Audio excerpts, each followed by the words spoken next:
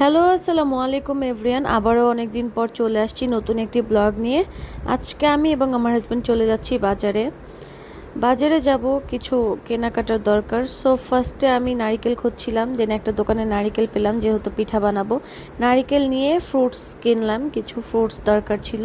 দেন এখানে নারিকেল এবং ফ্রুটসগুলো প্যাকিং করা হয়ে গিয়েছে। দেন এখন আমি কিছু ভেজিটেবল কিনবো, যেহেতু বাসায় ভেজিটেবল নেই। দেন ভেজিটেবল কেনা শেষ। দেন এখন আমরা আসছি গুড়ের দোকানে। এখানে আমরা গুঁড়ো নিয়ে নিলাম। গুড় কেনা শেষে আমরা চলে যাব নারিকেল কুড়ানি কিনতে, যেহেতু আমার নারিকেল কুড়ানিটা নেই।